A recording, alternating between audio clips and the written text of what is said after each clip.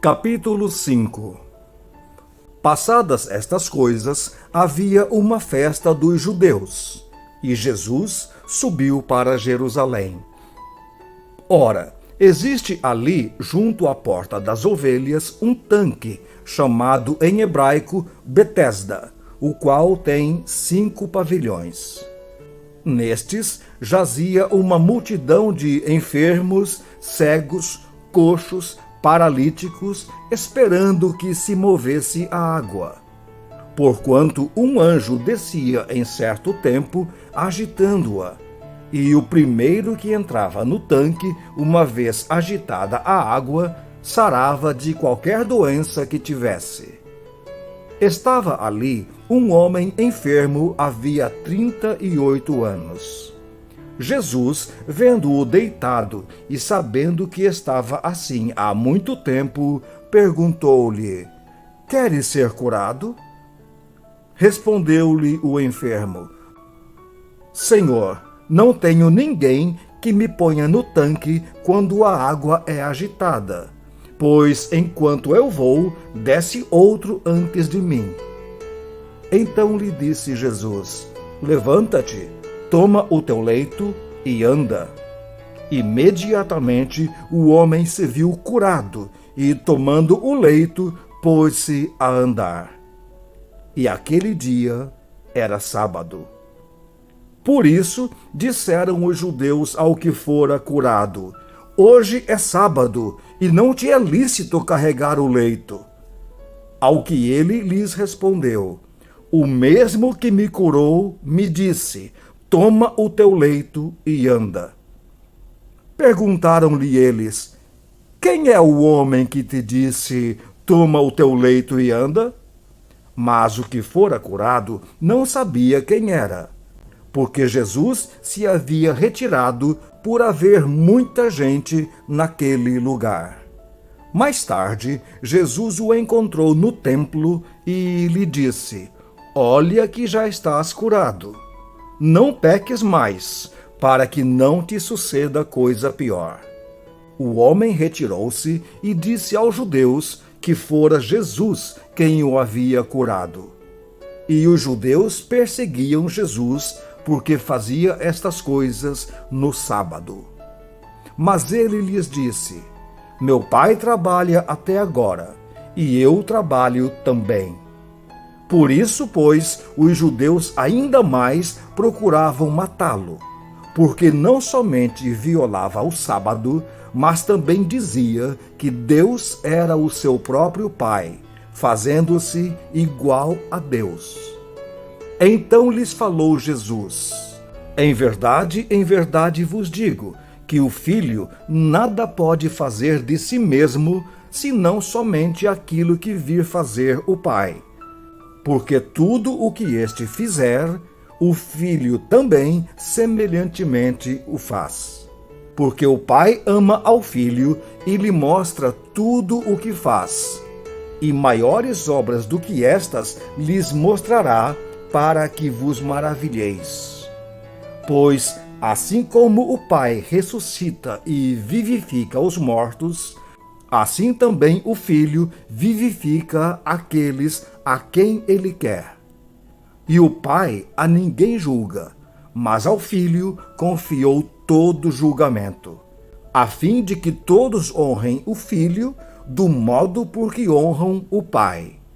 Quem não honra o Filho, não honra o Pai que o enviou. Em verdade vos digo, quem ouve a minha palavra e crê naquele que me enviou, tem a vida eterna. Não entra em juízo, mas passou da morte para a vida. Em verdade vos digo que vem a hora, e já chegou, em que os mortos ouvirão a voz do Filho de Deus, e os que a ouvirem viverão. Porque assim como o Pai tem a vida em si mesmo, também concedeu ao Filho ter vida em si mesmo. E lhe deu autoridade para julgar, porque é o Filho do homem. Não vos maravilheis disto, porque vem a hora em que todos os que se acham nos túmulos ouvirão a sua voz e sairão. Os que tiverem feito o bem para a ressurreição da vida, e os que tiverem praticado o mal para a ressurreição do juízo. Eu nada posso fazer de mim mesmo. Na forma por que ouço, julgo. O meu juízo é justo porque não procuro a minha própria vontade, e sim a daquele que me enviou. Se eu testifico a respeito de mim mesmo, o meu testemunho não é verdadeiro. Outro é o que testifica a meu respeito, e sei que é verdadeiro o testemunho que ele dá de mim. Mandastes mensageiros a João, e ele deu testemunho da verdade. Eu, porém, não aceito o testemunho humano. Digo-vos, entretanto, estas coisas, para que sejais salvos. Ele era a lâmpada que ardia e alumiava. E vós quisestes, por algum tempo, alegrar-vos com a sua luz. Mas eu tenho maior testemunho do que o de João, porque as obras que o Pai me confiou para que eu as realizasse, essas que eu faço, testemunham a meu respeito de que o Pai me enviou. O Pai que me enviou, esse mesmo é o que tem dado testemunho de mim. Jamais tendes ouvido a sua voz, nem visto a sua forma. Também não tendes a sua palavra permanente em vós, porque não credes naquele a quem ele enviou. Examinais as Escrituras, porque julgais ter nelas a vida eterna, e são elas mesmas que testificam de mim. Contudo, não quereis vir a mim para terdes vida. Eu não aceito glória que vem dos homens. Sei, entretanto, que não tendes em vós o amor de Deus. Eu vim em nome de meu Pai e não me recebestes. Se outro vier em seu próprio nome, certamente o recebereis. Como podeis crer, vós os que aceitais glória uns dos outros e, contudo, não procurais a glória que vem do Deus único? Não penseis que eu vos acusarei perante o Pai. Quem vos acusa é Moisés, em quem tendes firmado a vossa confiança. Porque se de fato cresceis em Moisés, também creríeis em mim, porquanto ele escreveu a meu respeito.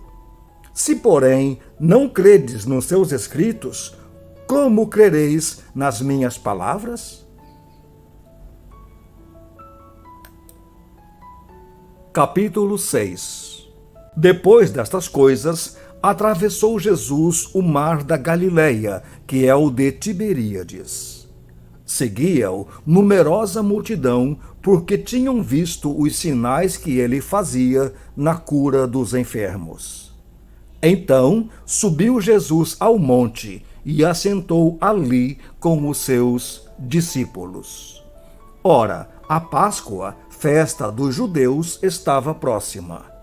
Então Jesus, erguendo os olhos e vendo que a grande multidão vinha ter com ele, disse a Filipe: Onde compraremos pães para lhes dar a comer? Mas dizia isto para o experimentar, porque ele bem sabia o que estava para fazer. Respondeu-lhe Filipe: Não lhes bastariam 200 denários de pão para receber cada um o seu pedaço. Um de seus discípulos, chamado André, irmão de Simão Pedro, informou a Jesus: Está aí um rapaz que tem 5 pães de cevada e 2 peixinhos. Mas isto que é para tanta gente? Disse Jesus: Fazei o povo assentar-se. Pois havia naquele lugar muita relva. Assentaram-se, pois, os homens em número de quase 5.000. Então Jesus tomou os pães e, tendo dado graças, distribuiu-os entre eles, e igualmente os peixes, quanto queriam. E, estando já fartos, disse Jesus aos seus discípulos: recolhei os pedaços que sobraram, para que nada se perca. Assim, pois, o fizeram e encheram 12 cestos de pedaços dos 5 pães de cevada que sobraram aos que haviam comido. Vendo, pois, os homens o sinal que Jesus fizera, disseram: este é verdadeiramente o profeta que devia vir ao mundo. Sabendo, pois, Jesus que estavam para vir com o intuito de arrebatá-lo para o proclamarem rei, retirou-se novamente sozinho para o monte. Ao descambar o dia, os seus discípulos desceram para o mar e, tomando um barco, passaram para o outro lado, rumo a Cafarnaum. Já se fazia escuro e Jesus ainda não viera ter com eles. E o mar começava a empolar-se, agitado por vento rijo que soprava. Tendo navegado uns 25 a 30 estádios, eis que viram Jesus andando por sobre o mar, aproximando-se do barco, e ficaram possuídos de temor. Mas Jesus lhes disse: sou eu, não temais. Então eles, de bom grado, o receberam, e logo o barco chegou ao seu destino.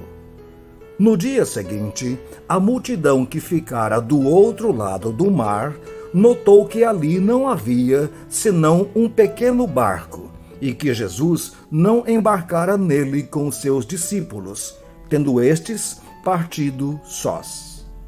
Entretanto, outros barquinhos chegaram de Tiberíades, perto do lugar onde comeram o pão, tendo o Senhor dado graças. Quando, pois, viu a multidão que Jesus não estava ali, nem os seus discípulos, tomaram os barcos e partiram para Cafarnaum à sua procura. E, tendo-o encontrado no outro lado do mar, lhe perguntaram: Mestre, quando chegaste aqui? Respondeu-lhe Jesus: em verdade vos digo, vós me procurais, não porque vistes sinais, mas porque comestes dos pães e vos fartastes. Trabalhai não pela comida que perece, mas pela que subsiste para a vida eterna, a qual o Filho do Homem vos dará. Porque Deus, o Pai, o confirmou com o seu selo. Dirigiram-se, pois, a ele, perguntando: que faremos para realizar as obras de Deus? Respondeu-lhe Jesus: a obra de Deus é esta, que creiais naquele que por ele foi enviado. Então lhe disseram eles: que sinal fazes para que o vejamos e creiamos em ti? Quais são os teus feitos? Nossos pais comeram o maná no deserto, como está escrito: deu-lhes a comer pão do céu.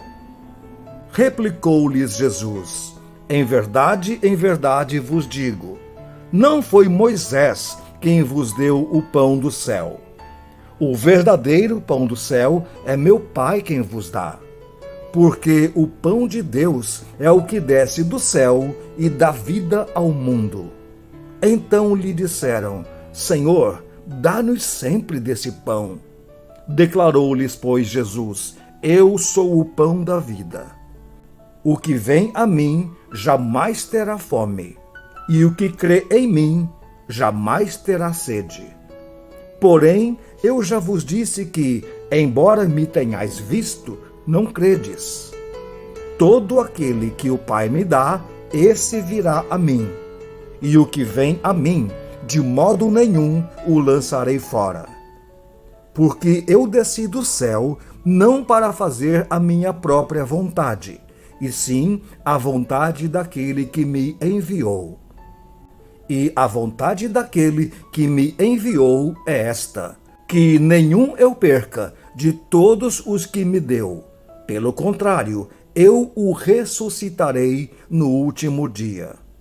De fato, a vontade de meu Pai é que todo homem que vir o Filho e nele crer tenha a vida eterna, e eu o ressuscitarei no último dia.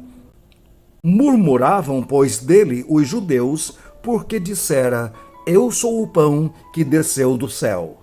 E diziam: Não é este Jesus, o filho de José? Acaso não lhe conhecemos o pai e a mãe? Como, pois, agora diz: Desci do céu? Respondeu-lhes Jesus: Não murmureis entre vós.